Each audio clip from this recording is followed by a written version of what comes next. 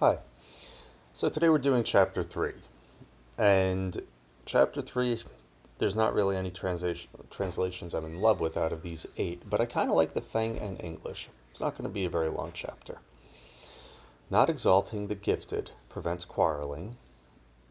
Not collecting treasures prevents stealing. Not seeing desirable things prevents confusion of the heart. The wise therefore rule by emptying hearts and stuffing bellies, by weakening ambitions and strengthening bones. If men lack knowledge and desire, then clever people will not try to interfere. If nothing is done, then all will be well.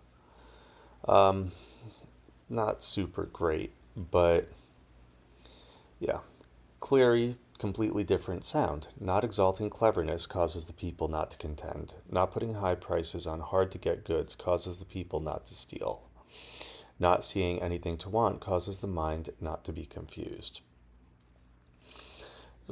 What I hear in this, what's deeper, is if we're celebrating certain attributes of certain people, then that puts someone in a place where I am not good enough and I have to be more like that person. And people become artificial and people try to one up other people. It becomes competitive, not cooperative. It becomes a scenario where we're not honoring the gifts of each individual, as opposed to where instead we're celebrating only certain things, certain attributes, and really shunning or demeaning, and people are feeling put out or less than because of that. Same thing happens with coveting certain objects, and that's also in the Bible. You know, thou shalt not covet thy neighbor's ass and all this other stuff, and thy neighbor's wife. Not seeing desirable things prevents confusion of the heart. That doesn't mean that you're not going to see things you love or you like or you want. It's more that it's not placing things as being so desirable, creating this artificial demand, making things unobtainable, and then that makes people want them so badly that they commit acts that may not be in their best nature. Yes, and that says, by not prizing goods hard to get, you will cause the people to cease from robbing and stealing. By not displaying what is desirable, you will cause the people's hearts to remain undisturbed. So stop trying to make everyone jealous, and then you have to build all the guard houses and all this stuff. And therefore, the sage's way of governing begins by emptying the heart of desires. So when we desire, that's an implication that we are lacking, that we are not enough. So it creates this energetic of reaching towards something. It creates this energetic of not having. So therefore, the sage's way of governing begins by emptying the heart of desires, filling the belly with food. So taking care of the physical demands that are right there. Weakening the ambitions. And that would be, he keeps them innocent of knowledge and free from desire. He causes his people to be without knowledge. Cunning is how Chan describes it, or desire. And I believe that's a much more accurate word. This is why I have to use 8 of these things. Because it's not without knowledge. Knowledge is healthy. Cunning is using that in a particular way.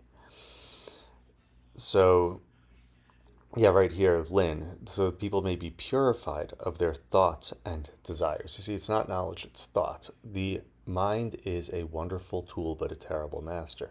So this is putting the mind in the place of becoming the tool, as opposed to having thoughts overrunning and saying, oh, I have to have that, I have to have that, I'm not enough. All those thoughts that pull us away from our true nature and create this state of wanting.